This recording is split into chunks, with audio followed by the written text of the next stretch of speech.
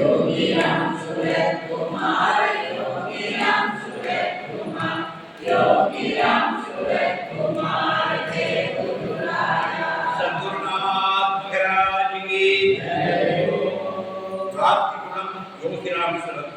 நாம கேந்திரத்தினுடைய மார்ச் மாத சத்சங்கம் யோகியுடைய திவ்ய சரிதம் இன்றிலிருந்து துவங்கி இன்னொரு 6 மாத காலத்துக்கு இது நடத்தப்படும்.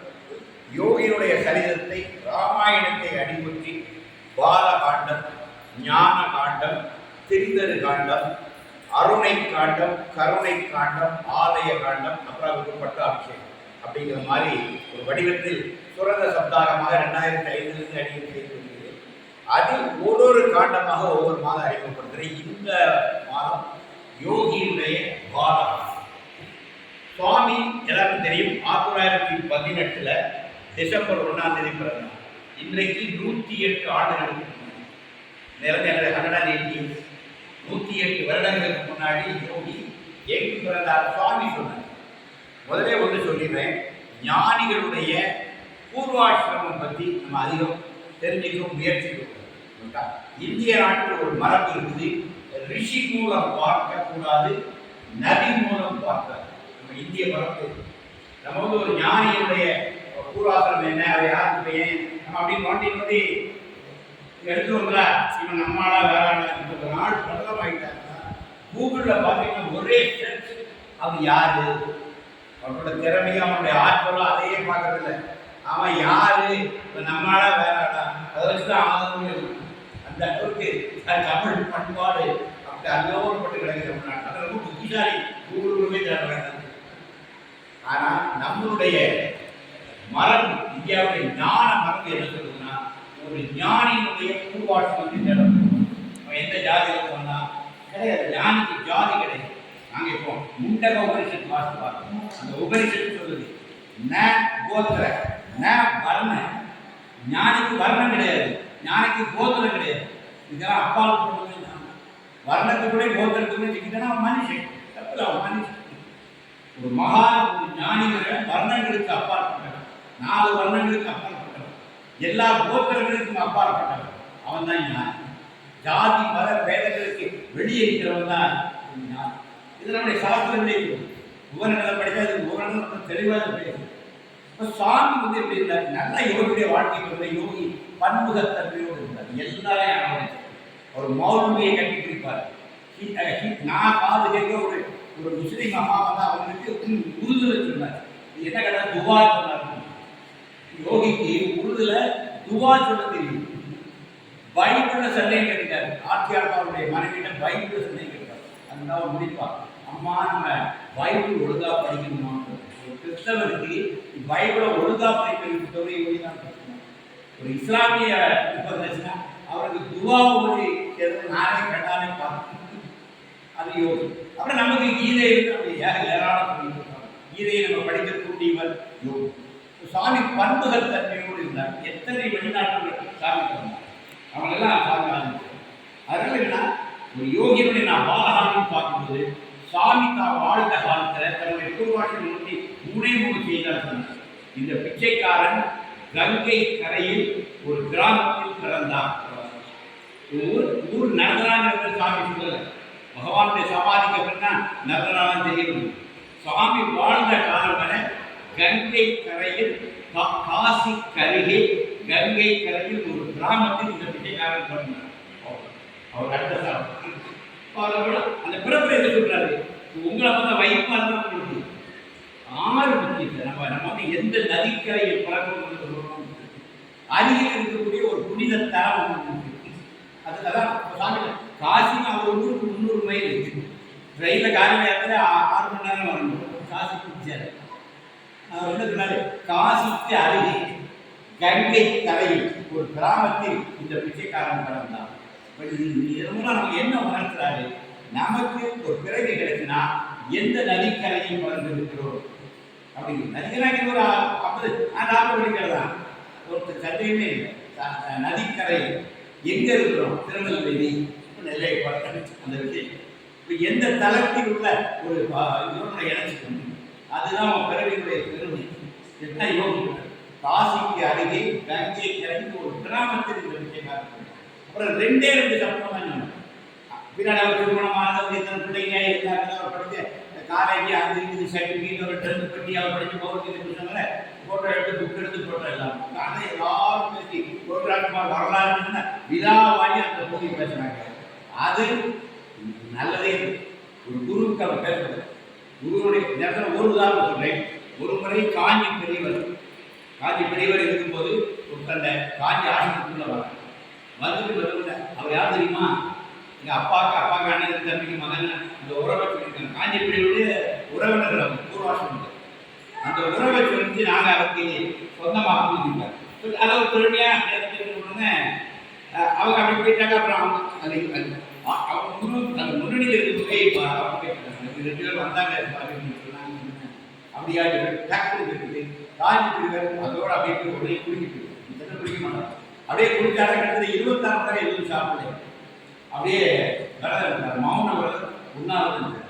அந்த ஒரு நாள் கழிஞ்சு போது எதுக்குன்னு கேட்டாங்க. என் தவத்தில் எங்கோ குற்றம் இருக்கு. வந்தவன் வேலை தப்பு இல்லை. என்னுடைய பூர்வாசனத்தை சொல்லி என் சொந்தக்காரர்கள் ஒருத்தன் வந்துட்டான். அது என் தவத்தில் ஏதோ குற்றம் இருக்கிறது. ஆனால் நான் எனக்கு ஒரு என்னை சுற்றி படிக்கிறேன்.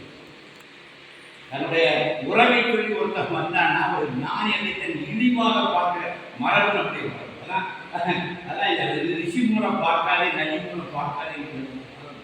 எனவே ஞானிகளை அவருடைய அட்டத்தை தெரிவித்து நம்ம கமிட்டியாக இருந்து அவர் கொண்டாடக்கூடிய அளவுக்கு இவருடைய தலைவர்களை எல்லாம் ஜாதி தலைவர்களாக இந்திய சுதந்திர போராட்டத்தில் ஏற்பட்ட பெரும் தலைவர்களை எல்லாம் தெய்வீகமான புருஷங்களை எல்லாம் அவனுடைய ஜாதிகள் தலைவர்களாக இருந்து அவங்க பெரிய விஷயத்தோடு வளர்ந்தாங்க. அவங்க ரொம்ப சாதாரணமாக இது அவங்களுக்கு பண்ற ஒரு பெரிய இடிப்பு ஒரு இது. இந்த தவறை நம்ம ஞானி செய்வோம். சாமியுடைய திருமணமான தகவல் 4 குழந்தை பிறந்ததோ அதை எந்த இடத்துல எந்த சக்தி நத்தி எந்த இம்பார்ட்டன்ஸ் இல்லை. சாமி வாழ்ந்தது வரை இந்த செய்திகளை யாரும் பகிர்ந்து கொள்ளவில்லை. இதை சாமி பெருமைப்படுத்தவில்லை சொல்லவும். ஆனால் ஒரு ஞானி ஒரு ஞானி அவர் சொல்றாரு. பிச்சைக்காரன் என் தந்தையின் திருவடிகளையும் பார்க்காத அமர்வர்கள் இறந்து விட்டான். ஒரு ஞானி எங்க பறக்கிறான்? குருவின் திருவடிகளில் பறக்கிறான். ஞானியோட ஒரிஜினல் பிறப்பு தெரியுமா? ஞானம் என்று அடைகிறானோ அன்றுதான் அவன் பிறக்கிறான். கரெக்டா சொல்லலாம். யோகிராஜ் குமார் 1952 தான் பிறக்கிறார். அவர் எங்க பிறந்தாரு? ஆனந்தாசில் பிறந்தார். அவர் எங்கு பிறந்தார்? பப்பா ராமதாசுடைய திருவடிகளில் அவர் பிறந்தார். அதான் எங்கு அவர் இறந்தார் என்று சொல்கிறார்கள். அதுதான் அவர் பிறந்த நாள். நான் 1952 ஆனந்தாசிரமத்தில் பிறந்த அருள் குழந்தை, தெய்வ குழந்தை பகவான் யோகிராஜ் குமார் என்பது அடியனுடைய பார்க்கலாம். இதுதான் இனி இந்த வரலாற்று சுவாமி 2 சம்பவம் என்ன கேட்டா, இந்த பையன் ஒரு 13 வயதாக இருக்கும்போது என்னுடைய அம்மாவுக்கு நான் உதவி செய்வேன். இப்போ எங்கள் வீட்டுக்கு பின்னாடி ஒரு கிணறு உண்டு. அந்த கிணத்துல நீர் இறைச்சி கொடுத்து எங்கள் அம்மாவுக்கு. அப்புறம் இந்த வாடிக்கிட்டே அப்படி தண்ணீர் இறைச்சி இருக்கும்போது அந்த கிணற்றுடைய மறு பக்கத்தில் அந்த சுவரில் ஒரு அழகான பறவை போட்டுருந்தாங்க. இந்த பறவையை பார்த்து எனக்கு ரொம்ப பிடிச்சிது. உடனே இந்த தாம்புக்கு அப்படியே அது ஒரு தட்டு இந்த கையில் தடுத்து இருந்தேன். அந்த கயிறு பறவைக்கு பறவை அப்படி வீசிக்கிறது ஒரு பதறிக்க ஒரு செல்லமாக தான் ரெடி எடுத்துருக்காரு. அது கொஞ்சம் ஸ்ட்ராங்காக சாமி நம்மளை அடிச்சா கூட வலிக்கும். சாமி செல்லமாக தட்டு நமக்கு முதல் ஒரு போர் போட்டாலும் பயங்கரமாக போகும். இப்போ கூட செல்லமாக அவர் அப்பவே செல்லமாக தான் அடிச்சுக்காரு.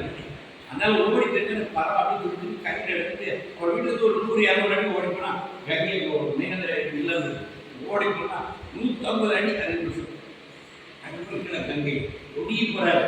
அந்த கங்கை தண்ணி எடுத்தது அழகாக ஒரு அப்புறம் நம்பிக்கை. கங்கா நீர வாயை ஊற்றிட்டா குடச்சிருவாங்க. அந்த மக்களுடைய நம்பிக்கை இவர் 8ஆம் வகுப்புல அது பேர் சேர்த்து இது ரொம்ப சுகமாக உடனே அந்த அதாலே கங்கையிலே விட்டுவாங்க. அந்த கங்கையிலே விட்டு ஒரு அன்னைக்கு வீட்டுக்கே போகிற 13 வயசு பையன் அந்த மண்ணிலேயே படுத்து அழுது அநியாயமாக ஒரு பறவை சார்ந்து காரணமாகிவிடுகிற ஒரு உறுத்தல். அதுபோல இன்னொரு கேள்வி பார்த்து அழகாக பறவை ஒரு அடி அடிக்கிறது இறந்துட்டு அப்போ உடனே அதுக்குள்ளே இருந்து எதுக்கு என்ன காரணம் அடுத்த ஆத்ம விசாரணை. இந்த பறவை மிக அழகாக இருந்தது. அழகாக பறந்து இந்த ஒரு தட்டு அது உயிர் போன உடனே பறவை ஒன்றுலாமல் இருக்கும். அப்போ இந்த பறவைக்குள்ள என்ன இருந்து அது எங்க போயிடும்? ஏன் பறவை தெரியாது? இந்த கேள்வி ஒரு புறம் அநியாயமாக ஒரு பறவையை கொண்டு என்கிற ஒரு ஒரு மன உணர்ச்சி. அதை விட என்னன்னா, ஒரு திடீரென்று ஒரு மரணம் வந்து ஒரு மரணம்னா என்ன, மரணத்துக்கு அப்புறம் இந்த பறவைக்கு என்ன ஆகுது, இது எங்கே போச்சு? இப்போ நம்ம அழகாக பேசிட்டு இருக்கோம், திடீர்னு ஒரு நாள் பட்ட காலையிலே இருக்குது, எத்தனை பேர் வாழ்க்கை நடக்குது. அப்போ ஒரு கணத்தில் ஒரு மரணத்தை கொண்டு போயிருக்கு. அப்போ இதுவரை இயக்கி இந்த மரணத்துக்கு அப்புறம் அவர் எங்கே போயிட்டார்? இந்த கேள்விகள் 13 வயது பாலன், 3 வயசு திருப்பி சார் ஒன் மோர் இன்சிடென்ட் ஆக சொன்னாங்க. At the age of 16 beggar got காசு, கையில் காசுனா திடீர்னு அவருக்கு போயிருக்கு. இப்போ ஏதோ ஒரு ட்ரெயினில் இருக்க யாரும் டிக்கெட் காசு இருக்காது. இப்போவே 6 மணி நேரம் ஆகுது. நம்மளுடைய ஊர்லேருந்து நாங்கள் சாப்பிட்றாக்கு காசு வேணும். நான் 6 ஹவர்ஸ் சொல்கிறேன். காலையில் 6 மணிக்கு 7 மணிக்கு அதுவும் 12 மணிக்கு தான் வரும். அப்போ அந்த காலத்தில் ஒரு நாளே ஆகிடும். அந்த காலத்தில் சாமி ட்ரெயினில் ஏறி வந்திருக்காரு, காசி இருந்து இறங்கியிருக்காரு. சேஷத்துக்கு நேரம் நடந்து அவருக்கு இப்போ காசியுடைய அந்த விஸ்வநாத் மந்திர் ஊருக்கு ஒன்றுமே தெரியாது. வேறு விஸ்வநாத் மந்திர் வந்து இந்த கர்ப்பத்தில் போய் இருந்தார். அவர் உண்மை தெரியும். ஒரு பெரிய ஒளி அவருக்கு அப்படின்னு அனுபவம், ஒரு பேர் ஒளி சொல்லுது. விஸ்வநாதம்லாம் இல்லை, பெரிய ஒளி. அந்த ஒளிக்குள் அப்படியே இருக்கும். எந்த உணர்வும் இல்லை, ஒளி மட்டும்தான் இருக்கு. அந்த ஒளிக்கும் ஒளியாக இருக்கு. அப்புறம் அதை வந்து அப்படியே வெளியே ஒரு 6 நாள் அங்கே எல்லாம் சுற்றிருக்காரு. ஹரிச்சந்திரா காட், அந்த மணிக்கரிகார் இதெல்லாம் அப்படி சுற்றி தெரிஞ்சுருக்காரு. இப்படியே சுற்றி இப்படியே நடந்து எங்கே போயிட்டாரு? சாரநாத் போயிட்டாரு. அசோகருடைய தூக்கி புத்தன் தனக்கு ஞானம் பெற்றவுடனே மௌனி ஆயிட்டார். நல்லா ஞானம் பெற்றதுன்னு பேச முடியாது, மௌனமாகி. நம்முடைய ஸ்ரீ ரமண மகரிஷி அந்த பாதாள லிங்கத்தில் அப்படியே தான் இருந்தார். அவர் நிர்விகல்ப சமாதியில் இருந்தார். 9 மாதம் ஓடிக்கு பின்னாடி ரமணன் எழுதிட்டார். 9 மாதம் ஓடுறது ரமணனுக்கு தெரியல. ஒரு தாட்டம் அடுத்த தாட்டுக்கு இடையில எவ்வளோ இருக்குது? 9 மாதம் நகராக வளர்ந்துட்டு, முடியெல்லாம் வளர்ந்துட்டு, தாடிலாம் வளர்ந்துட்டு. இல்லை, அந்த படத்தை பார்த்தா தெரியுது. 9 மாதங்கள் ஒரு கோடிக்கு எந்த போதும் இல்லை. நேரம் உதாரணமாக ரமணனுக்கு முடிச்சு பார்த்தா 9 மாதம் ஓடிக்கும். 9 மாதங்கள் நிர்விகல்ப சமாதியில் தான் யார் என்று உணர்வில்லாமலேயே பாதாள லிங்கத்தில் இருந்தவர் தான் பகவான் ஸ்ரீ ரமண மகரிஷி. அதே மாதிரி யோகிக்கு அந்த அசோகர் புத்தர் வந்து ஞானம் பெற்றுட்டாரு. போதி மரத்தடியில் பெற்றுட்டார். அவர் அங்கேருந்து அப்படியே நடந்து வரார். எவ்வளோ மைல்கள் பசுமெல்லாம் நடந்து வரார். வந்து இந்த சாரநாத்ங்கிற இடத்துல வந்து இங்கே மான் கிடக்குங்க. அது வந்து மான்களுடைய இடம். மான்கள் நிறைய இருக்கிறாங்க. மான்களுடைய அந்த தோட்டத்தில் வந்து புத்தர் இருக்காரு. அப்போ இவருடைய பழைய நண்பர்கள் 4 பேர் வராங்க. அவங்க பார்த்தோன்னே இவரை பார்த்து ஒன்று தெரியுது, இன்னும் சித்தார்த்தன் இல்லை. ஒரு 7 வருஷத்துக்கு காணாமல் போகிற சித்தார்த்தன் இருக்குன்னா, ஆனால் இப்போ வந்திருக்கிறது சித்தார்த்த உடல்லாம் கிடைக்கு. ஆனால் அந்த சித்தார்த்தன் இல்லை. இவங்க பார்த்து வேற வந்து என்ன ஆட்சின்னு கேட்டாங்க. அந்த 4 பேருக்கு தனக்கு என்ன கிடைத்ததுங்கிறத புத்தர் சொன்ன இடம் தான் காரணம்.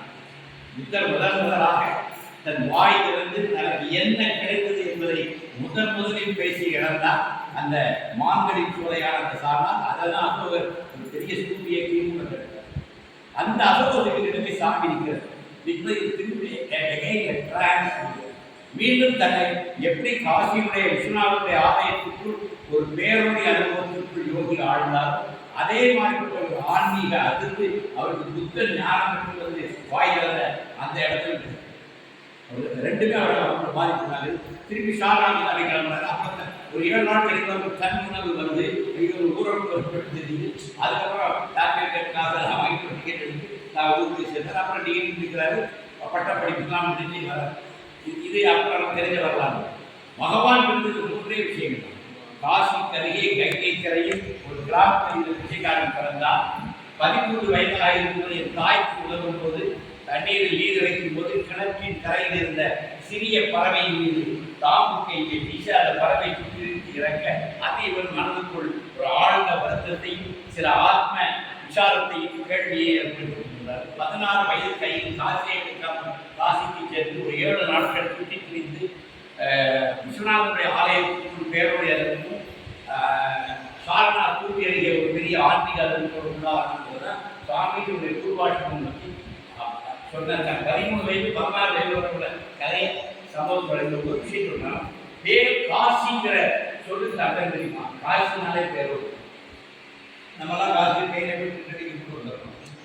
நான் காசி ஒரு பெரிய ஒரு 50 தடவை போயிருக்கேன். குறைஞ்ச 50 தடவை போயிருக்காங்க, 60 தடவை போயிருக்கலாம். ஆனால் இந்த பேரோடு ஒரே பகவானுக்கு முதல் தடவை அவர் காசிங்கிற பேருடைய அனுபவம் இருக்கு. அவர்தான் காசியை பார்த்துருக்காரு. நம்மளாம் காசி ஊரை பார்த்துக்கணும். அவெல்லாம் காசியை தரிசனம் பண்ணிருக்காரு. நம்ம ஊர் பார்த்தோம்னா அவருடைய தரிசனம் இருக்கு. தரிசனம்ங்கிற வார்த்தைக்கு அர்த்தம் காசு.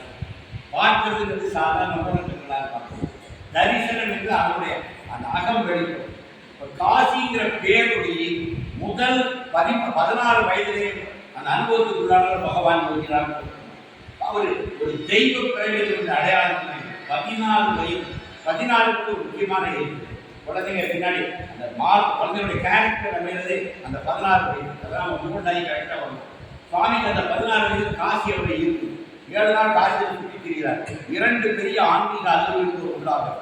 அப்போ அவரை தெய்வ வாழ்க்கைக்குமே தெய்வம் தேர்ந்தெடுத்து அதுதான் அது வந்து அதான் அந்த செய்தி. அப்புறம் அப்படி வரா திரும்பி படிக்கிறாரு. உலக வாழ்க்கைக்குள்ள நீங்க விடுறாங்க. அதெல்லாம் அவர் நீந்துறாரு. திருமணம் நீந்தி கூடாது. முதல் திருமணத்துக்கு ஏற்பாடு பண்ணுவாங்க. பொண்ணு வந்து கங்கையில் வச்சு மறுகடிக்கிறது. அந்த பொண்ணை நோக்கி எழுதி கொடுப்பாங்க.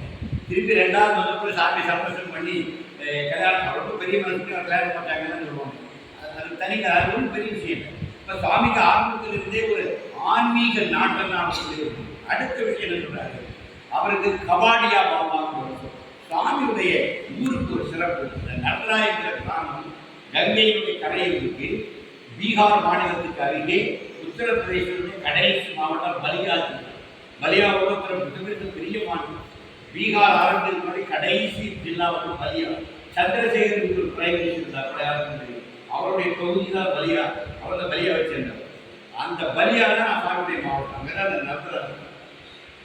கங்கை ஒரு சுவாமி சின்ன வயசுல கங்கை கிளம்பி போயிருந்தா நிறைய சாதுக்கள் ஊர் வழியாக கடந்து போவாங்க. ஒரு இரவு தந்துடும். அது யாருன்னா கங்கா பரிக்கிரமா. நமக்கு இப்போ வந்து திருவண்ணாமலை பரிக்கிரமா இருக்கு. அண்ணாமலை 14 கிலோமீட்டர் சுற்றி வர 3 மணி நேரம் 4 மணி நேரம் சுற்றி கொடுத்தோம். அதுக்கு பரிக்கிரமா வளம் வருது. கங்கையை வளம் வர முடியுமா? கங்கோத்திரியில் உற்பத்தியாக கலந்தா கடலை கங்கையை பரிக்கிரமா பண்ணியிருக்காங்க. இன்னும் பண்ணியிருக்காங்க எல்லாமே போதாது. எல்லாமே குறிப்பாக கங்கை இல்லை. கங்கா பரிக்கிரமா சாதுக்கள் வந்து தங்குகிற இடம் தான் நர்தரா. அங்கே கங்கோத்திரி வந்து ஆரம்பிப்பாங்க. ஒரு வடகரை வழியாக கங்கையுடைய வடக்கு கரையோடு அப்படி நடந்துருவோம். 6 மாத காலம் நாங்கள் நடந்து கல்கத்தா போவோம். கல்கத்தாவில் கங்கை வந்து கடலில் கலந்து அந்த இடத்துல உள்ள போட்டில் தென்கரை வருவோம். திருப்பி தென்கரைக்கு இப்படியே நடந்து கங்கோத்திரிக்கே முடிப்போம். அப்போ தானே வரணும். இதுக்கு கிட்டத்தட்ட 1 வருஷம் ஆகிட்டு பாதி சாதுக்கள் வழியிலேயே இறந்து விடுவாங்க. பல நோய் நொடிகள் நீங்கள் வேற ஒரு 5-6 மாநிலங்கள் கடந்து போகும். கிளைமேட் மாறும், எல்லாம் மாறும், எந்த பாதுகாப்பும் கிடையாது. ஆனால் பல ஆயிரக்கணக்கான ஆண்டுகளாக கங்கை பரிக்கிரமா வரக்கூடிய சாதுக்கள் தொடர்ந்து இந்தியாவில் இருந்துட்டு அப்படி அந்த சாதுக்கள் வரக்கூடிய அந்த இடத்துல தான் இந்த நர்தராங்கிற கிராமம். அப்புறம் ராத்திரி வந்து அந்த கிராமத்தில் கங்கை கரையில் தீய வளர்த்து அக்கறையை வந்து அவங்க அவங்களுக்குள்ள பேசிக்கிடுவாங்க. ஒரு சின்ன பையன் மாதிரி யோகிகள் உட்காந்து அவங்க கதைகள் அவங்க பார்த்த இடங்கள், அவங்க தரிசித்த ஞானிகள், கோவில்கள் வந்து அவங்க என்ன பேசுறாங்க அந்த சாதுக்கள். இவர் கீழே உட்காந்து பின்ட்ராப் சொல்றதை கேட்டுங்க. இதை வந்து ட்ரூமன் கேவல் என்கிற சுவாமியுடைய வரலாற்றை முதலாக எழுதிய 18 வயதான அமெரிக்க இளைஞர் ட்ரூமன் கேவல் அவர் யோகியுடைய வரலாற்றை முதல் எழுதுறாரு. அந்த புத்தகம் எழுதும்போது சாமி அவர்கிட்ட பேசுறாரு. சில அனுபவங்கள் அவருக்கு சொல்றாரு. சுவாமியோட கேட்டுட்டு தான் அவங்க புத்தகம் எழுதணும். எழுதிட்டு சாமியோட வாசித்து காட்டுவார். சுவாமி அதை சில கரெக்ஷன்ஸ் கொடுப்பாரு. இது அப்படி இல்லை, இப்படி இந்த விஷயங்கள்லாம் நடந்தது. அந்த ட்ரூமன் கேலர் புத்தகத்தில் தான் நான் இதெல்லாம் சொல்றேன். ட்ரூமன் கேலர் புத்தகம் ஒன்று தான் சுவாமியுடைய வரலாறு பற்றி பகவான் அப்ரூவ் பண்ண புத்தகம். எனவே எனக்கு அதுதான் வேத புத்தகம். நான் அதான் அந்த புத்தகத்தில் இந்த விஷயங்கள் வருது. அப்படி அந்த கங்கைக்கரை சாதுக்கள் இருக்கும்போது அந்த சாதுக்களோடு பையனாக கற்றுக்கிறார். அப்புறம் சாமியோட ஆரம்பத்தில் என்ன ஹேபிட்னா அவங்களுக்கு வீட்டில் இருந்து இந்த ரொட்டியெல்லாம் எனக்கு கொடுப்பாரு. அப்படி சாப்பிடணும். அவங்க ஒன்று இருக்காரு நடந்தாலும் அவ்வளோ சாப்பிட்டு சாதுக்களுக்கு உணவளித்து சந்தோஷம். சின்ன வயசுல வீட்டில் இருந்து ரொட்டி எடுத்துக்குவார். சிலவங்களுக்கு ஆட்டா அந்த மாவட்டம் கொடுத்துருவார். அப்புறம் அவருக்கு வீட்டில் சாப்பிட கொடுப்பாங்களா அதை கூட கொடுத்துருவாங்க. ஸ்கூலுக்கு போக கொடுப்பாங்களா ஒரு 2 ரொட்டியை கொடுப்பாங்கன்னா அந்த சாதுக்களை ஃபீட் பண்ணுறது சாது போஜனம். சாதுக்களுக்கு கொடுத்து அன்னதானம் செய்ய முடியுமா? இப்போ நம்ம பண்ணுற அன்னதானம் வேற மாதிரி பேர் புகழுக்காக போர் போட்டு பசிக்காக உட்கார வச்சு சாப்பிட அவருக்கு திருப்பி அவன் இந்த பாயாசத்துக்கு வாங்கி போட்டுருங்க அன்னதானம் பண்ணுறதுக்கு ஒரு 50 தாண்டி கூட அது பால் சூடு கிடக்கு. இது பேர் அன்னதானம் கொடுத்தாங்க. அன்னத்தை இதோட அவமரியாதை பண்ண முடியும்.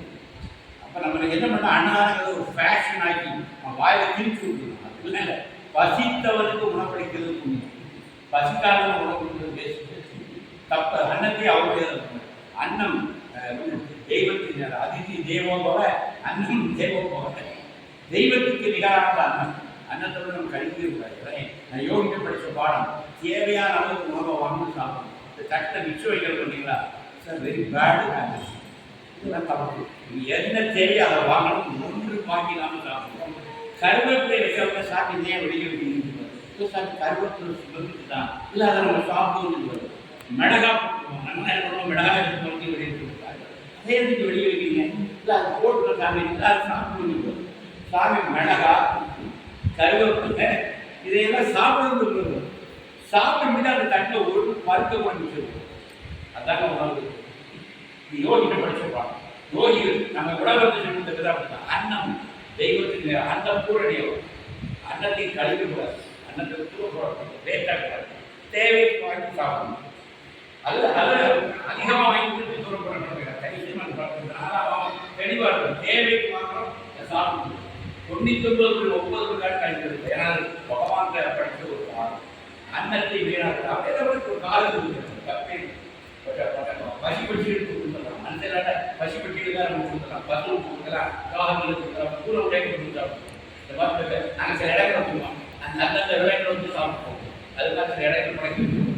அதனால எனக்கு பகவான் சாதுக்களுக்கு ஒரு உணவு எடுத்து யாருக்கெல்லாம் ஒரு சாது சங்கம் கிடைக்கோ அவன் தான் பின்னாடி ஞானி. எல்லா ஞானிகளையும் எடுத்து பார்த்தீங்கன்னா இளம் காலத்தில் அவங்களுக்கு சில சாதுக்களோடு கான்டாக்ட் இருக்கு. அந்த சாது போயிட்டு உத்தம் சிக்கு சொல்லுங்க. உத்தம் சிக்கு எல்லாரும் பண்ணி சாப்பிடணும். பெருமைக்கு மேலே எங்கள் வீட்டு சாப்பிடுவோம். எங்கள் வீட்டில் அவருக்கு தட்டு விட்டு அவருக்கு ஒரு இடம் உண்டாக சாப்பிடுவோம். ஆனால் நாங்கள் போடுற ஒரு அகங்காரம் எங்களுக்கு அன்னைக்கு சாப்பிடணும். எங்கள் அம்மா அவங்க சொன்னான், நான் எங்கள் அம்மா தண்ணி அடிச்சுட்டு எனக்கு கை வலிச்சு உத்தம் ஒரு படம் தண்ணி அடிக்கணும். எங்கள் அம்மா போய் அதிகாரம் அடிக்கணும். அவரை பையன் அவன் கையெல்லாம் வலிக்கிறார், நீ கொஞ்சம் அனுப்பிவிடாது சும்மா இருக்கே அப்படின்னு சொன்னேன். அப்படின்னு அவர் பாட்டு காலத்துக்கு இருந்தார். நாங்கம்மா வாய்ப்பு இப்படி நான் கொஞ்சம் கையில் கொஞ்சம் நிற்கிறேன், ஏதாவது தண்ணி வருதப்போ நான் அவங்க அடுத்து தண்ணி கொஞ்சம் வெயிட் பண்ணி நிற்கிறேன். இதுக்கெல்லாம் அவர் சொன்னார், சாப்பிடவா அப்புறம் சீக்கிரம் பண்ணேன் அப்படின்னு. நான் ஆஃபீஸ் போயிட்டா அவர் வருவார், பட்டுப்படி அம்மா சாப்பாடு சாப்பிட வந்தால் அவர் சொன்னார், ராமனுக்கு உணவு ராமன் கொடுத்து ஒரு கம்பீரமாக சொன்னார் ஹிந்தியில். இந்த ராமனுக்கு உணவை ராமன் கொண்டு தருவார், நீயாடித்தார். அந்த ஒரு கம்பீரம் சார். ராமனுக்கு உணவு ராமன் கொண்டு தருவார், நீயா தர நம்ம மண்டையில் அடிக்கிட்டு இந்த உலகிலாக எங்கள் அம்மா பிஹேவ் பண்ணுறார். அவர் என்ன கம்பீரமாக சொன்ன தெரியுமா? இந்த ராமனுக்கு உணவை ராமன் கொண்டு வருவான். ஹிந்தி இருக்கிற ஒரு வெப்சைட் தான் வந்தார். அவர் ஹிந்தியில் வந்து பார்த்தீங்கன்னா இப்போ கப்படாலாம் அழகாக ட்ரெஸ்ஸெல்லாம் ரொம்ப அழகாக்கி கொஞ்சம் நல்லா சாஃப்ட் பவுச்சு படம்னா சொன்னார். மேலே கப்பலாமே கண்டா மண்ணை சாஃப்ட் பண்ணணும். என் உடை அழுக்காக இருக்கலாம், என் மனசு தூய்மையாக இருக்கும். அதான் வந்து அதான் என் கப்பலா அழுக்காக இருக்கலாம், ஆனால் என் மனம் சுத்தமாக இருக்கும். என்ன ஒரு விஷயம். ஞானியோட ஒத்த வார்த்தை உத்தம் சிங் திருநெல்வேலின்ற ஒரு ஞானி ஒரே வார்த்தை எனக்கு உணர்ந்த விஷயம். வெளியே அழகா சோக்கா ட்ரெஸ் பண்ண இல்லைடா, உள்ள ஒழுங்கா இருக்கணும். வெளியே எல்லாத்தையும் அழகா போட்டு உள்ள அனுப்பி வச்சுன்னா பிரயோஜனமே இல்லை.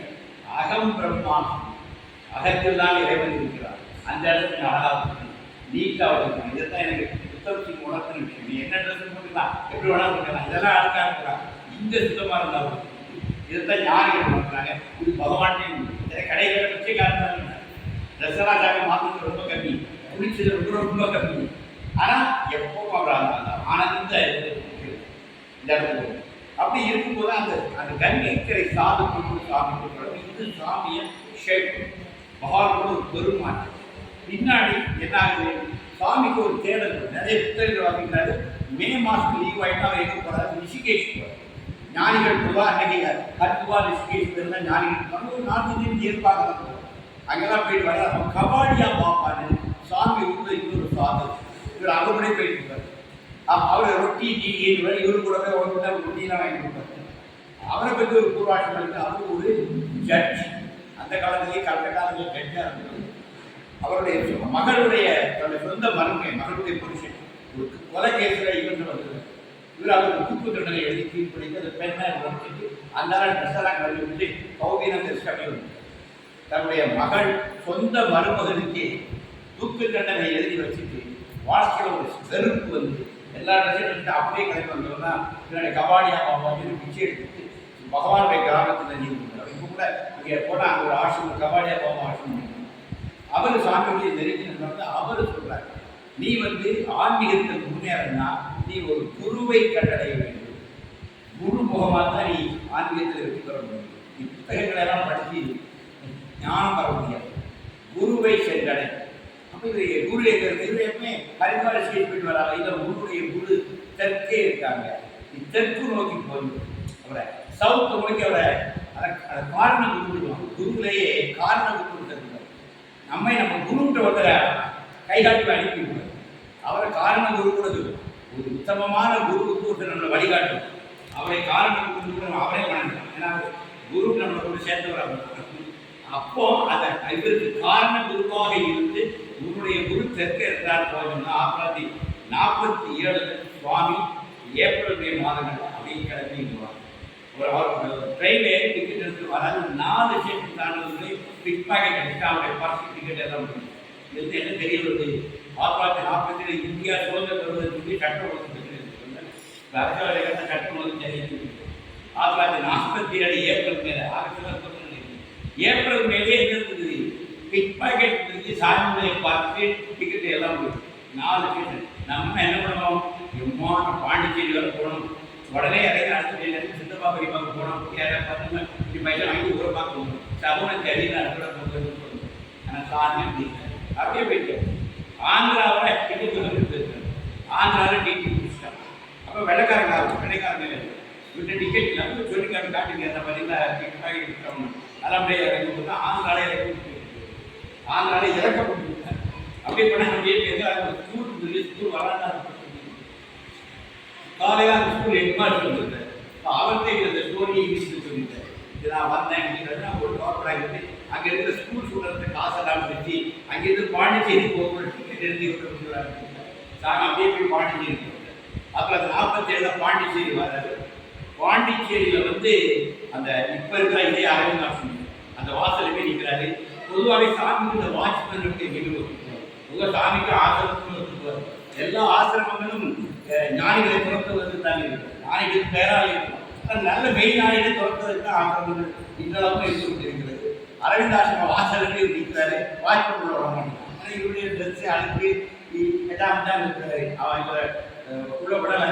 அப்போ அன்னை எங்கேருந்து பார்க்குறாங்க, அன்னை கை காட்டுறாங்க. அதுக்கப்புறம் உள்ள அமைச்சு அவர் உள்ள வர சாமியில் அழகா சொல்வார், ஒரு சாது பேசுகிறார் அப்படின்னு சொல்றாரு. ஒரு இடம் சாது அவர் இவரை கேர் பண்ணிக்கிறார். இவரை எடுத்துக்கிறாரு. கிட்டத்தட்ட 3 தினங்கள் அங்கேயே தங்குறாரு. அரவிந்தர் அறை கொடுக்குறாங்க, இவர் தங்குறாங்க. அந்த இளம் சாது இவர் டேக் கேர் பண்ணுறாரு. அப்போ இவர் அரவிந்தரை சந்திக்க போகிறார். அரவிந்தர் வெளியே வர மாட்டார். மாடியில் ஒரு அறையில் தான் அரவிந்தர். வருடத்தில் 3 நாள் தான் நீ அரவிந்தரை பார்க்கணும். அப்போ அந்த வாசல் கதவு திறக்கும். நமக்கு ஒரு நேரம் 1/2 மணி நேரம் அவரை பார்த்து ஞானம் பேசலாம் முடியும். அன்னை ஒருத்தர் தான் வெளி உலகத்திற்கு அன்னை தான் மதம் மட்டும் தான் டெய்லி அரவிந்தர் உணவு கொடுத்துருவாங்க. வெளி உலகத்துக்கு அரவிந்தர் எந்த தொடர்பு 35 ஆண்டுகள் அப்படி ஒரு கடும் தவத்தில் இருக்கிறவர் அரவிந்தர். அப்போ இவரால் அரவிந்தரை முடியல, அரவிந்தரை பார்க்க முடியல, அன்னையை பார்க்கணும். அங்கே இருக்கும்போது ஒரு ஆழ்ந்த சாமி சொல்றார், ஒரு மிக ஆழ்ந்த அமைதியை உணர்ந்தார். அப்போது புரிந்து கொண்டார், அரவிந்தர் என்பது ஒரு ஆழல்ல, அரவிந்தர் என்பது ஆழ்ந்த அமைதி. அது அந்த அரவிந்தாசன் மிக புரிஞ்சுக்கிட்டார். அரவிந்தாசனத்துல ஒரு ஆழ்ந்த அமைதி இருக்கு. அந்த அமைதிதான் அரவிந்தர் என்பதை இந்த பிச்சைக்காரன் புரிஞ்சுக்கிட்டார். 2வது சொல்றாரு, அங்கு 3 தினங்கள் இருக்கும்போதுதான் இப்போது நான் வாழ்ந்து கொண்டிருக்கிற வாழ்க்கையில் இதை விட ஒரு மேம்பட்ட வாழ்க்கை இருக்கு. அதை நோக்கி நாம் நகர்ந்துகிற ஒரு நம்பிக்கை இருக்கு, ஒரு மேலான வாழ்க்கை இருக்கு. அந்த வாழ்க்கையை முயற்சி பண்ண அடையாளங்கள ஒரு நம்பிக்கை அவருக்கு அரவிந்தாசன் கிடைக்குது. அப்போ அங்கே இருக்கிற சாதனை கேட்கிறாரு, கபாடி பாபா எப்படி சொல்லியிருப்பார், நீ அரவிந்தாசன் இருக்கோ அங்கிருந்து கொஞ்சம் தூரத்தில் ஒரு பெரிய மலை இருக்கும். அந்த மலையே சிவன், அந்த அந்த மலையின் கீழே ஒரு கௌவீனதாரியாக ஒரு ஒரு மாமி இருப்பார், அவரை பார்த்து சொல்றாரு. அது ரமண மகரிஷின்னு எனக்கு சொல்ல தெரியும். வட இந்தியால ரமண மகரிஷிங்கிற பேர் தெரியும், ஆனால் ரமணர் அடையாளம் இருந்துச்சு. அது மாதிரி இவர் அங்கே கேட்கிறார், பக்கத்துல இருந்து ஒரு மலை இருக்குன்னா அந்த மலையே சிவனா, அங்க ஒரு கௌவீனதாரியாக ஒரு மௌனி இருக்கிறான்னு அவர் பேர் ரமண மகரிஷி சொல்லி இவருக்கு டிக்கெட் எடுத்து அந்த இளம் சாலை திருவண்ணாமலை. அதனால சுவாமி திருவண்ணாமலை வந்து இறங்குறாரு. நேர இவர் பேர் ரமண மகரிஷி சொன்னாரு. ஒரு மாத காலம் ரமண மகரிஷி கூட காசெல்லாம் கேட்கணும், காசெல்லாம் தேவையில்லை, அப்படி கழிச்சு போயிட்டே இருக்கலாம். சாமி பார்த்து அப்படியே படி இருந்து ஒரு மாத காலம் அப்படியே அறிந்தார். ரமணோடு இந்த ரமணர் மிகப்பெரிய பாதிப்பை நோக்கிக்கூடியது. ரமணருக்கு வந்து நிறைய ஆச்சரியமா ஒரு மனிதன் இப்படிலாம் வாழ முடியுமாங்கிறது ஸ்ரீ ரமணரை நேரத்தில் பார்த்தா சுவாமி ஆச்சரியம் அடைகிறார். அவ்வளவு கருவி ரமணருக்கு கொடுத்தாருன்னா இந்த மற்ற விலங்குகள்லாம் கையில் வாங்கி, குரங்கெல்லாம் கையில் வாங்கிப்போம், பறவைகள் கையில் வந்து உணவு எடுக்கணும். பறவைகள்லாம் ரொம்ப இவர் பிரியமா இருந்தால் பறவைகள் பிரியமா இருக்கும். இப்போ நாங்கள் வாக்கிங் போது இதெல்லாம் வச்சு பார்க்கலாம். நான் கிட்ட பண்ண பறவைலாம் பறந்துருக்கேன், தண்ணி இருந்தவர்களுக்கு அவ்வளோ அனுபவிச்சு பறவைகளுக்கு நாங்கள் 4 அடி கொடுத்து ஓடி போயிடுச்சு. ஆனால் ரமண மகரிஷி கையில் வச்சு கொடுப்போம், கையில் வந்து எல்லாரும் கையில் வச்சு கொடுப்போம். அவ்வளோ ஒரு அது அது சுவாமி விலங்குகளுக்கு அவர் காட்டிய அன்பு சுவாமி ஒரு முறை அப்படி ரமணர் வந்து ஒரு குடும்பத்தை அப்படி தொழுவார். அடுத்தால இவற்றை வருவாங்க பிரசாதம். அவர் தொட்ட இந்த விரல் பதிவு அந்த குடும்பத்தில் இருக்கும். அந்த குடும்பத்தை தொட்டோடனே இவருக்கு ஒரு சாமி, அது சாமி அப்படியே ஒரு பூஜை பண்ணி ஒரு குடும்பம் கொடுத்தாங்க. ரமணர் அப்படி தொட்டு எடுக்கிறாரு. அடுத்தால அது இவர்கிட்ட வருது. ரமணனுடைய விரலுக்கால அந்த குடும்பத்தில் இருக்கு. ஆசையா அந்த இடத்துக்கு மேலே நான் தர வைக்கிறாங்க. இதுக்கு ஒரு பெரிய ஷாக். ஏற்கனவே என்ன சொல்வார், ஒருவரை இங்கிலீஷ்ல ஒரு நோட் எழுதி மதருக்கு எழுதியார். ஆன்மீகத்தில் சந்தேகம் ஒரு இங்கிலீஷ்ல ஒரு நோட் மாதிரி எழுதி மதருக்கு கொடுப்பார். அதை மதர் அதை படித்து வந்து சிரிச்சு போட்டு பதில் சொல்ல மாட்டாங்க. ஒரு பூவை கொடுப்பாங்க. மதர் பூவை டச் பண்ணோம்னா தன்னை இழந்த பூவை டச் பண்ணணும். கேள்விக்கு விட பதில் அனுபவம். அரவிந்தருடைய அன்னைக்கு ஒரு கேள்விகள் எழுதியிருப்பார். நம்ம பதிலுக்கு ஒரு பூவெல்லாம் பூவை யோகி கையில போட்டு வாங்கணும் இருக்கு. அப்படியே தன்னை இழந்த ஒரு நிலை. அப்ப ஞானிகள் வார்த்தைகளால் உங்களுக்கு ஞானத்தை தருகிறார்கள். வார்த்தைகள் கடந்து அவர்களால் உங்களுக்கு ஞான அதிர்வுகளை உங்களுக்கு தர முடியும். ஞானம் என்பது அதிர்வுகள் நமக்குள்ள ஏற்படுத்திய சில அதிர்வுகள் தான் ஞானம். வார்த்தைகள் இருக்க லோயஸ்ட் ஃபார்ம் ஆஃப் கம்யூனிகேஷன். அதிர்வுகள் தான் மிக உயர்ந்த விஷயம். நமக்கு சில அதிர்வுகள் நம்மையே மாற்றி அமைப்பு, அதுதான் ஞானத்துக்கான பாதை. இந்த அனுபவம் சாமிக்கு அன்னைக்கு கிடைக்குது, ரமண மகரிஷி கிடைக்குது. அங்கே இருக்கும்போது அவருக்கு ஒரு சின்ன பேப்பர் கட்டிங் அவருக்கு. அந்த பேப்பர் கட்டிங்ல பப்பா ராம்தாஸ், கிருஷ்ணாபாய் மாதவனுடைய படம் இருக்கு. அதை பார்க்குறாரு. ஆனந்தாசு கேரளாவில் உங்களுக்கு அது ஒரு சின்ன குறிப்பு. அதை படித்து எதிர்ப்பு வந்து கேட்குறாரு. கேரளா கேட்குறாரு. அந்த ஒரு உள்ளுணர்வு அங்கிருந்து தூண்டப்பட்டு நேர கேரளா போய் கேரளாவுக்கு ஆனந்தாசு இருக்கு. அங்கே போய் பார்க்குறாரு. பப்பா இருக்கிறாரு, கிருஷ்ணாபாய் அங்கே ஒரு 3 நாள் இருக்குது. ஆனால் அவருக்கு அரவிந்தாசமும் பிடிச்ச மாதிரி, ரமணாசமும் பிடிச்ச மாதிரி, அவர் ஆனந்தாசமும் பிடிக்கிறது. நமக்கு என்ன பண்ணால் உலகத்தில் இருக்கிற ஆசிரியர் எனக்கு பிடிச்ச ஆத்மா ஆனந்தாசம். இது யாருக்கு கேட்டாலும் ஒரு முறை ஆனந்தாசம் போயிட்டு விட்டார், அடுத்த முறைக்கு போகணும்னு அது அப்பேற்பட்ட ஒரு இடம். எல்லாரையும் திரும்ப ஈர்க்கிற ஒரு இடம். ஆனால் யோகிக்கு அது பிடிக்கிற அவர் வேற ஒன்றும் இல்லை. பப்பா ஒரு ஜெமீன்தார் மாதிரி பார்த்து அவர் எல்லாரும் தாங்குவாங்க. ஒரு காலின் தலைவர் கை தலைவர் சுற்றி ஆட்டராஜ் அவர் பக்கம் ஒரு ஜெமீன்தார் மாதிரி. இப்போ ரமணர் ரொம்ப சிம்பிளாக இருப்பார். அவரு இருக்க கம்பெனி அவரோட நடந்து வருவார். இப்போ அவருக்கு இந்த ஸ்டைல் பிடிக்கிறார். இப்போ வந்து இது ஒரு மாதிரி 3 நாள் கிளம்பிட்டார். அந்த கிளம்புறது ஒரு நல்ல கொஸ்டின்களை வாங்கிட்டு போனார். பப்பாவோட ஊர்லேருந்து அதை படிக்கிறார். அப்படின்னா பப்பா யாருக்கு அவருக்கு தெரியும். இது 47, திருப்பி 48 ஒருத்தர் வராது. 48 இதே மாதிரி அரவிந்த் ஆசிரமத்தில் ஒரு நாள் தான் இருக்குது. திருவண்ணாமலை வராது. அப்போ வந்து கேன்சர் 48 நம்முடைய ரமண மகரிஷிக்கு கேன்சர் அட்டாக். அப்போ மகரிஷி அப்படி கொஞ்சம் ஓய்வு இவர் வந்து பார்க்கணும் கஷ்டமாயிடுச்சு. மகரிஷிக்கு நோய் தரும்னா சுவாமியால் தாங்க முடியும். ஆனால் அவருடைய கண்கள் ரமணருடைய அந்த ஐஸ் தான், ரமணருடைய சிறப்பு அந்த கண்கள் அங்கே ரமணர் கூட இருப்பாங்க. இந்த 2 கண்ணில் அந்த வீடு ஞானிகளுக்கு அந்த கண்ணு தான் தரும். கண் வழியாக அவங்க பார்ப்பாங்க. அந்த யோகிகள் விழிகள்னா பிரமாமா ரமணருக்கு அந்த குடிகள் தான் மதுரவிழி ரமணரவர் மலர் முகத்தில் பிடித்தவனே அடியில் ஒரு பாட்டு சுவாமி மதுரவிழி ரமணரவர் மலர் முகத்தில் பிடித்தவன் அந்த பார்வை சாமி மாற்றி அதே பார்வை பகவான் அந்த ஞான பார்வை ஞானிகளால் இவங்களுக்கு வளர்க்கப்பட்டது. சாமி பார்த்தாங்க அப்படி ஷார்ப்பா இருக்கும், சிங்கம் மாதிரி பார்த்தாங்க. என் பாரதி சொல்லாமல் முடியாது. பாரதி வந்து திருவள்ளுவர் சிங்க கூட்டில் போய் நின்னாங்க, எங்கே திறந்து விடுது கவிராஜன் வந்து இருக்கிறேன், அந்த சிங்கராஜனை பார்க்க வேண்டும், கதவை திறந்து விடுங்க. அவன் பயந்து என்ன ரூல்ஸ் கொண்டு வந்து அவன் திறந்து ஐயா சிங்க கூட்டுக்கு போறேன்னு சொல்றாங்க. சிங்கம் வந்து கண்ணடிக்காது அப்படி இருக்கு. பாரதியார பாக்கியம் பிறகு சிங்கம் கண்ண முடித்தான் கவிராஜன் ஜெயிச்சு இதான் பாரதியார். அதுக்கு சாமியோட கண்ணெல்லாம் பார்த்தா அப்படி இருக்குது எவைக்காது. நம்ம தேவர்களுக்கு கண் என்னைக்காது கால் மரியாதை போவாது, இதுதான் மேட்டர். நம்ம மட்டும் வேற பார்க்கறதே கண் இமைக்காது.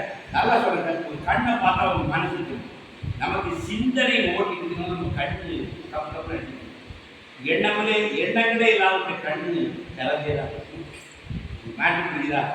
மனதில் யாருக்கு எண்ணங்கள் ஓடிட்டு அகத்தின் அழகு முகத்து மனதில் எண்ணங்கள் ஓடிட்டு கண்ணி அளவாகிட்டு ஞானிக்கு கண்ணு அளவாக எனக்கு அது வச்சு முடிச்சு எல்லாம் வச்சு ஆனால் முடிச்சாது. அப்போ அது கண்ணியாக செய்யணும். கண் கருங்க ஓஷோ பண்ணது கண்ணு தான் அழகு, ரமணர் பார்வை கண்ணு தான் அழகு, யோகியை பார்வை கண்ணு தான் அழகு.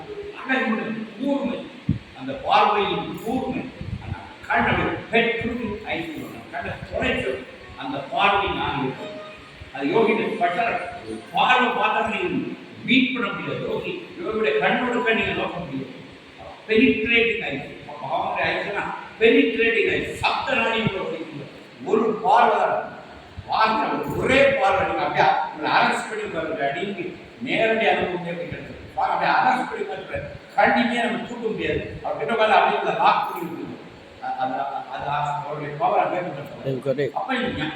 ரமணருக்கு அந்த 48 பப்பாட்டப்பட அப்போ முன்னாள் ஓடி 1950 அவர் ரிஷிகேஷ் போறார்.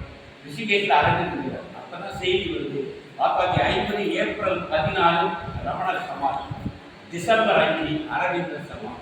சுவாமிக்கு அடுத்தடுத்து 2 ஷாக். தான் சந்தித்த 3 ஞானிகளும் 2 ஞானிகளையும் தான் இழந்து விட்டேன் சொல்லி அவர் பகல அதுக்கப்புறம் சாமி தாடி மிசெல்லாம் வளர்த்தாங்க. உணவு சாப்பிட்றதெல்லாம் இருந்தாரு. வேகாத உணவுகள் பச்சை காய்கறிகளை சாப்பிட்டாரு. அதை ஒரு அடுத்த வாழ்க்கைக்கு அவர் தயார் மாற்றுறாரு. 52 சொல்லாமல் கொடுத்துருக்காரு. அப்போ நேர வாரம் 52 அவர் எந்த இருக்க விஷயம் என்ன இருக்குது. 2 ஞானிகளை இழந்து ஒரே ஒரு ஞானி பாக்கி இருக்கிறாரு. அது பப்பா ராமதாசன் சொல்லிட்டு நேர கேரளாவுக்கு தான் வர்றாரு. வீட்டில் பப்பாவுடைய சில நூல்களை படிச்சிருந்தார். அப்பா அவருக்கு பப்பா யாருங்கிற நேராக வர அந்த முறை பார்த்தா பப்பா இவரை வரவேற்கிறாரு. என் தந்தை நான் வீட்டிற்கு வந்து தேர்ந்தேன், என்னுடைய ஒரிஜினல் வீட்டுக்கு நான் வந்துட்டேன், இவன் தான் என் தந்தை அப்படிங்கிறது முதல் 4 நாட்களே பகவானை கிடைச்சது. பப்பா அப்படியே பார்த்துக்கிறாரு. பப்பா இப்போ பார்க்குற அவங்களை சார்ந்த ஒரு வார்த்தை சொன்னாரு, இந்த பிச்சைக்காரனுக்கு மட்டுமே தெரிந்த சில விஷயங்களை பப்பா இவனோடு உரையாடினார். சாமி அப்படி தெரியாது. நம்ம வாழ்க்கை ஆன்மீகத்தினோட வாழ்க்கைங்கிற விஷயம் பகவான் உணர ஆரம்பிச்சாரு. அதை வச்சு பப்பா பேசுறாரு. அவங்க ஒரு நாள் இருக்கும் போதுதான் அவரை நிறைவேற்றி ஒரு இது கொடுத்தாரு. மந்திர விஷயம் அது சுவாமி பார்க்க ஓம் ஸ்ரீராம் ஜெயராம் ஜெய ஜெயராம் இந்த மந்திர விஷயம் பப்பா ராமதாஸ் சாமி தம்பி சச்சிதானந்த சாமி ஒரு பக்கத்தில் இருப்பார். அந்த சாமி கேட்பார், எனக்கு இது மாதிரி மந்திர விஷயம் கிடைக்குமா? கிடைக்குமே அப்படி சொல்லுங்களேன் பப்பாட்ட. அதுதான் நாங்கள் ரெக்கமெண்டேஷன் கிடையாது, நீங்கள் கேட்டுங்க. உங்களுக்கு கூட நீங்கள் பேசிக்கும் போது இந்த கான்வர்சேஷன் நடந்துக்கும் போது பப்பா இருக்கார் வாடிக்குமான்னு சொல்லுங்க. அவருக்கு இனிஷியேஷன் சாமி வைக்கப்பட்டு இனிஷியேஷன் வாட் இனிஷியேஷன் அது எஸ் அங்கே வரும்.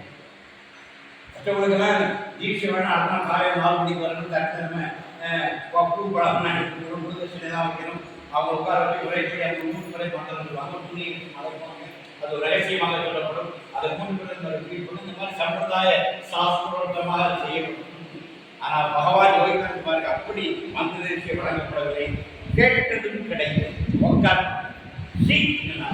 உடனே அவர் 3 முறை அவர் காதில் ஓம் ஸ்ரீராம் ஜெயராம் ஜெய் ஜெயராம், ஓம் ஸ்ரீராம் ஜெய் ஜெயராம், ஓம் ஸ்ரீராம் ஜெய் ஜெயராம். அடுத்தது சாண்டிஸ் ராமா 24 hours.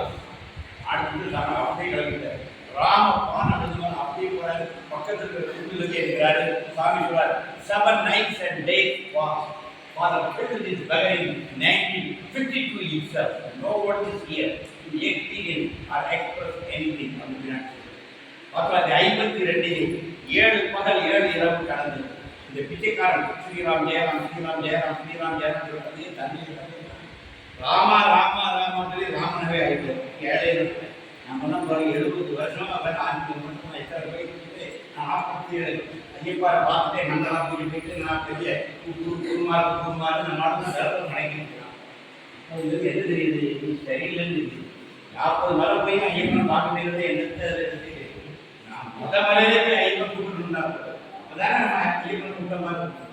அப்போ ஏற்றுனாலும் இத்தனை பேர் அத்தனை பேர் நம்பர் பேசுறதெல்லாம் வாழ்க்கையில் கூட 5 வீடுக்கு 6 வீடு 3 காருக்கு 4 காருக்கு பெரியவரை 3 காருக்கு 10 வீடுக்கு பெரியவரை 8 வீடுக்கு உலக வாழ்க்கை. ஆனால் ஞானத்தில் அப்படி இல்லை. நான் 17 வருஷமா திருவண்ணாமலை பெற்று தேர்தல் முதல் தடவை திருவண்ணாமலை பெற்று போகாம தான் நீ தெரியும். நான் 17 வருடம் திருவண்ணாமலைக்கு போய் சொல்லிக்கிறீங்கன்னா நீ தேவையாக தெரியும். முதலே ரமணத்தை கேட்டான் சுவாமி எனக்கு இந்த கனவு கனவு கேட்டான் ஒரு மனம் முழுகவில்லை என்று தெரியும். கனவுக்கு பலன் ரமணத்தை கேட்ட ஒரே பார்த்துனா ஒரு மனம் ஒழுங்கவில்லை என்று தெரிகிறது. மனசு ஒழுங்கலைன்னா கனவை தான் கண்ணாப்புனா உலகத்திலேயும் மனம் இயங்குதாங்கன்னா கண்ணாப்புனா கனவு காணும் அவ்வளோதான். அப்படி அப்போ 1952 இந்த ஞானம் பண்ண தண்ணியே இழந்தாரு. அவர் வாராரு. அவரால் ரமணாங்க அந்த ஆனந்தாசனத்தில் நிற்க முடியும். தன்னை இழந்ததை நிற்கிறார். மற்றவர்களால் அவரை புரிந்து கொள்ள முடியும். அப்போ அது உண்மத்த நிலையில் இருக்கிறார். தன்னை இழந்த நிலையில் இருக்கிறார். ஆடுறாரு பாடுறாரு தகவல் விழுந்து கொடுக்குறாரு. இதெல்லாம் பண்ணுறாரு. சொல்ல முடிவு பண்ணாங்க. இந்த பீகாரிக்கு வந்து பைத்தியம் முடிச்சு நம்ம ஊரில் சீக்கிரமாக வந்து முடிச்சிடலாம். நம்ம ரொம்பலாம் யோசிக்க மாட்டான். ரொம்ப படிச்சுட்டா மண்டைகள் இல்லாமல் இருக்கும். நம்ம ஊரில் கண்டு வாசல் நினைவு படிச்சுட்டா மண்டைகள் இல்லாமல் இருக்குது.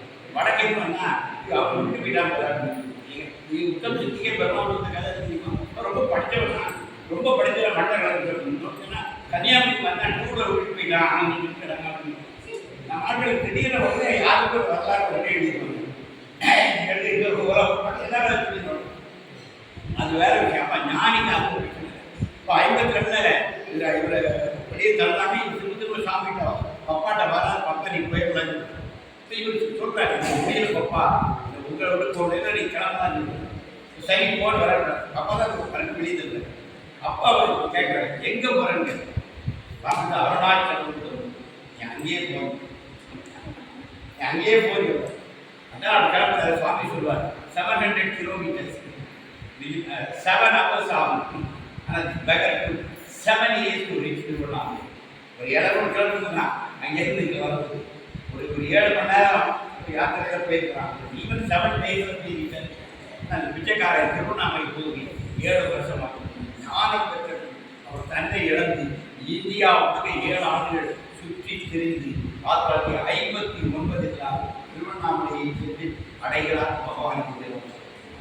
எனவே 1918 ஒரு கங்கை கரையில் ஒரு கிராமத்தில் ஒரு எளிய இல்லத்தில் பிறந்து ஒரு இறை நாட்டத்தால் உத்தப்பட்டு கபாடியா பாபா என்கிற ஞானியினால் கைகாட்டப்பட்டு அரவிந்தாசிரமத்தில் வந்து ஆன்மீக அறிவுகளுக்கு உள்ளாகி ரமணரை தரிசித்து ரமணரோடு ஒரு மாத காலமான இந்த உன்னதமான அந்த ஞானிகளுடைய வாழ்க்கையை உணர்ந்து பப்பா ராமதாசரை தேடி சென்று அதற்கு பிறகு ராமதாசரிடம் நாம உபதேசம் பெற்று அதில் தன்னை இழந்து யோகி இந்த நிலையை அடைந்தார்.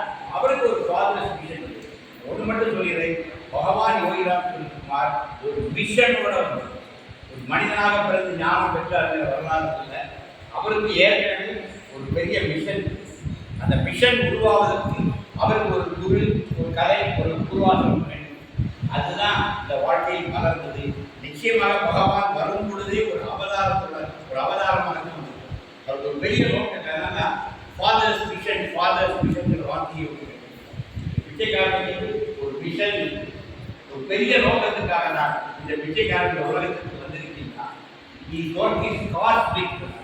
பிரபஞ்சம் தழுவியது, பிரபஞ்சத்தையே சரி செய்கிற வேலை பிச்சைக்காரன். அப்புறம் அவர் அவருடைய ஏரியாவுக்கு அவர் அவருடைய ஓட்டு அவருடைய எல்லாமே பிரம்மாண்டம். சாமிங்கிறது பிரம்மாண்டம், அகண்டம், பிரபஞ்ச அளவுக்கான பணிகளை செய்து கொண்டிருந்தவர் யோகிதான். அப்பேற்பட்ட யோகி ஒரு அழகிய சிலை வழியில் இந்த விளாத்தி வளர்க்கிறது உங்களுக்காக அழகான லிங்கத்திலிருந்து வெளிப்பட்ட இப்படி ஒரு அழகான சிலை தமிழகத்தில் எங்குமே இதுவரை வாய்க்கவில்லை. யோகியுடைய கருணை இந்த விளாத்தி குளத்திலே அழகாக லிங்கத்திலிருந்து வெளிப்படுகின்ற லிங்கோத்பவனாக பகவான் யோகிராஜ் நின்று எல்லாரையும் பார்த்துருக்கிறாரு. இப்பேற்பட்ட ஒரு அழகிய சிலை, ஒரு அருள் செய்கின்ற சிலை, அந்த ஞான கண்கள் எங்குமே இல்லை. எனவே தொடர்ந்து இந்த ஆலயத்திற்கு பார்க்க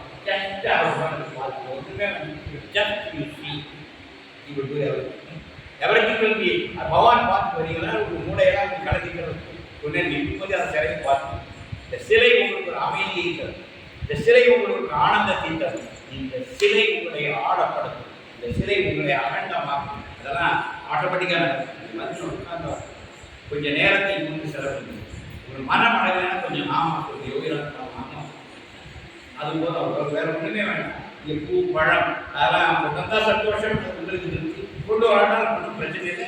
வந்து வாயிலேயே யோகிராம் குமார் யோகிராம் யோகிராம் ஜெயகுரு அது சுவாமி நம்மளை எதிர்பார்க்கிறது நாமம் இருக்கார். இந்த பிச்சைக்காரன் ஒரு நாமத்தை ஒட்டி செல்கின்றார் உலகத்துக்கு. இந்த உலகம் அந்த நாமத்தை சொன்னார். அந்த உலகம் சௌக்கியமா இருக்குன்னு சாமி சொல்லியிருக்கார். அது யோகிராம் குமார் யோகிராம் குமார் யோகிராம் குமார் ஜெயகுரு ராயா என்கிற மந்திரம் தான் ஆல் எஃபெக்ட். அதை உட்கார்ந்து நீங்கள் சொன்னீங்கன்னா அது எல்லாத்தையும் சரி செய்யும். நீங்கள் பல வாழ்க்கைக்கு உங்களுக்கு என்ன தேவையோ அதை உணர்ந்து அந்த மந்திரம் உங்களுக்கு அருளும். எனவே தொடர்ந்து பாருங்கள். விளாத்திக்குளம் உங்களுக்கு அழைக்கிறது. நாமகைகளுக்கு நாங்கள் மாதத்தோடு முதல் ஞாயிறு காலை 10:30 வந்துடும். உங்களுக்கு பாட்டுலாம் பாடிட்டு இருக்கோம். ஒரு 12 மணிக்கு இது மாதிரி ஒரு உபன்யாசம் நடக்கும். இதையும் நீங்கள் கேட்டு பண்ணுறோம். தொடர்ந்து அடுத்த ஆண்டு நம்ம ஞான ஆனத்தில் வந்து அதையும் கடந்து சொல்லியிருக்கிறோம். யோகிராம் சுரத்குமார் யோகிராம் சுரத்குமார் யோகிராம் சுரத்குமார் ஜெய